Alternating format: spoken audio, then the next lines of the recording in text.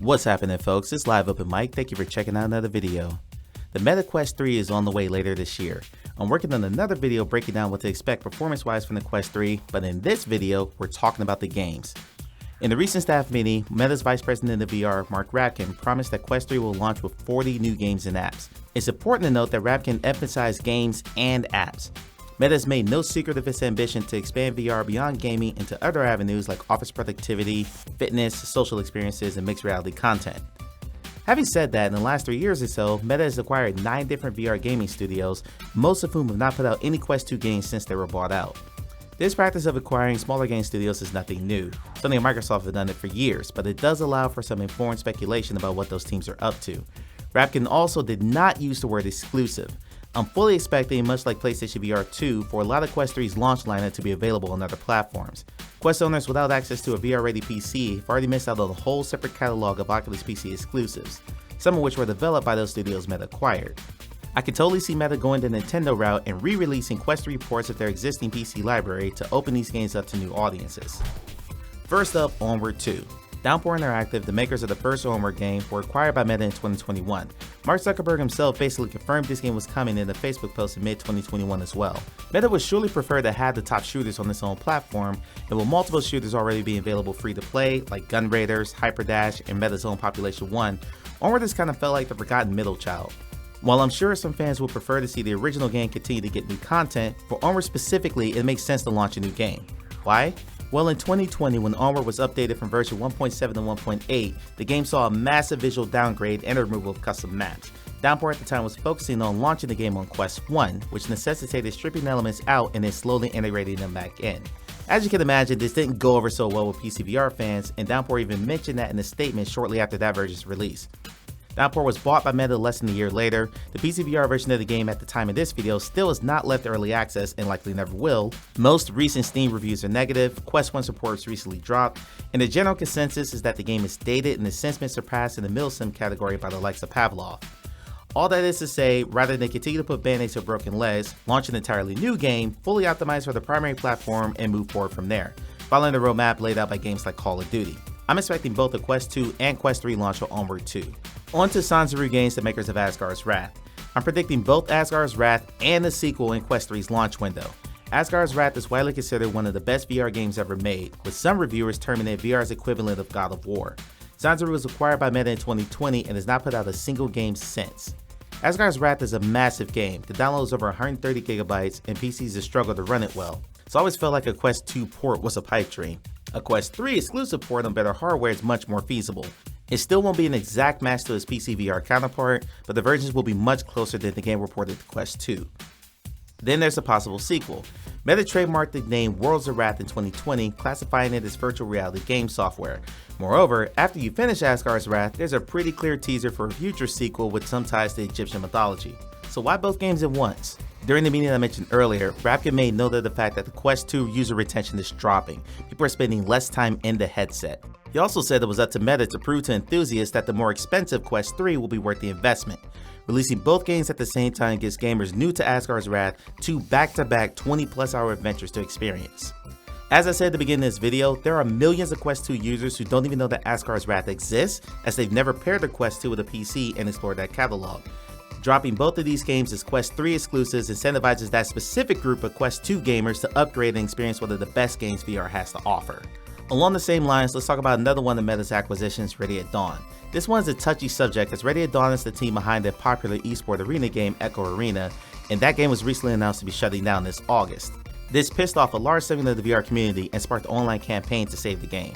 Like Sanzaru, I believe Ready at Dawn releases Quest 3 exclusive ports of Lone Echo 1 and 2. Lone Echo 1 is another game on the Mount Rushmore of best VR games ever made. So introducing it to a new audience and giving gamers another series of games to dig into will, again, help with that user retention Meta seems determined to increase. In a statement announcing the closing of Echo Arena, Ready at Dawn mentioned needing to free up resources for the next project. Could this be Lone Echo 3? Next up, Batman VR. Camouflage Studios, the makers of Iron Man VR, were acquired by Meta in late 2022, shortly before Iron Man VR launched on the Quest 2. In an FTC filing, Batman VR is listed as being in development from Camouflage. The Batman Arkham VR game for 2016 was well received by fans despite being very short and limited. Batman is a huge intellectual property across all forms of entertainment, and a full-blown Batman VR game could be a system seller. Having said that, I'm expecting this to launch on both Quest 2 and Quest 3, with the Quest 3 version having a big leap in visuals. This next batch of games will be more rapid fire before we close out with some good old tinfoil hat speculation. Defector, a Rift exclusive spy thriller, was made by developer Twisted Pixel, who were also acquired by Meta in late 2022. Twisted Pixel's lone Quest game was the fun street fighting game Path of the Warrior back in 2019.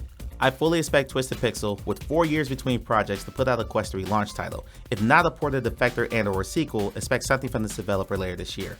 Grand Theft Auto San Andreas was first announced by Mark Zuckerberg at the MetaConnect event in late 2021. We haven't seen so much as a screenshot since. At this point, with new hardware on the way, I can see this launching on both Quest 2 and Quest 3 this fall. Speaking of games we haven't seen or heard anything about for months, Assassin's Creed Nexus. What I said about Batman holds true here as well. This could be a system seller. The Assassin's Creed franchise has fallen off in recent years, so reimagining the virtual reality can revitalize the series and move a ton of headsets. I expect this one to launch on both Quest 2 and Quest 3. Ghostbusters Rise of the Ghost Lord is already confirmed for multiple VR platforms later this year from developer nDreams. A Quest 3 version with visual upgrades from the Quest 2 edition could push gamers towards playing the better looking Quest version of the game.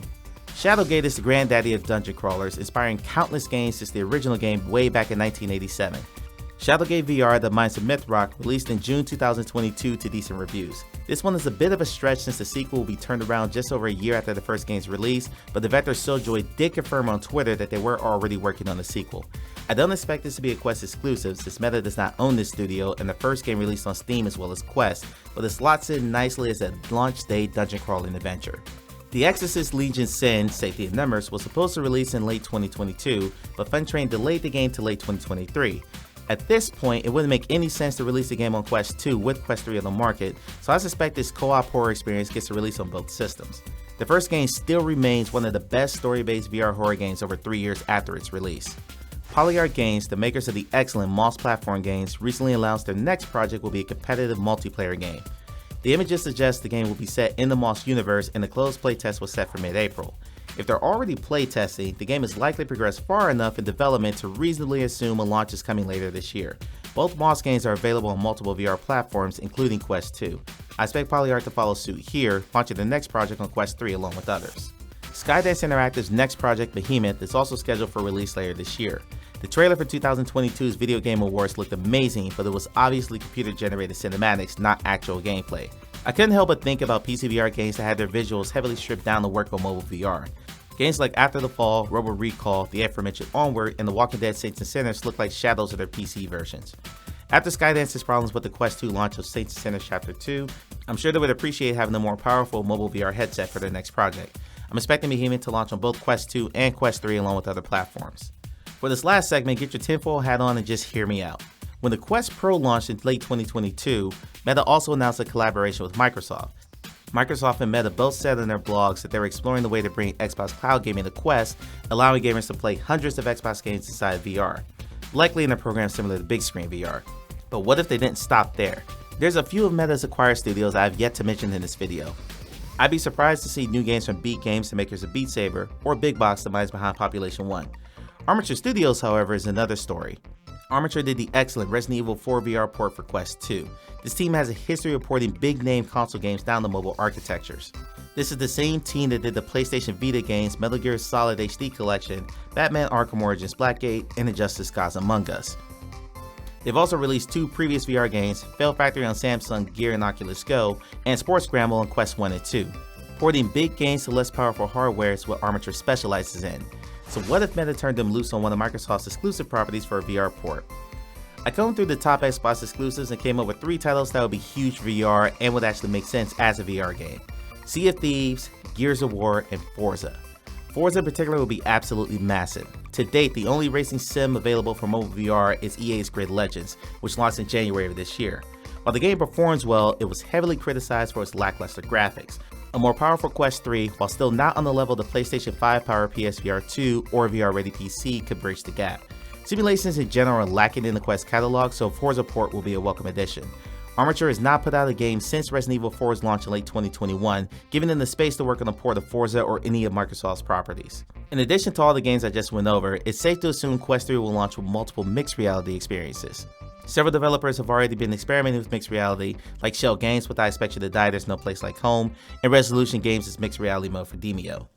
So what do you think of my list? Do you have any games in mind I didn't cover here? I'd love to get your thoughts down in the comments. If you enjoyed this video, hit that like button and please consider subscribing for more VR content. Thanks for watching, I'll see you on the next video.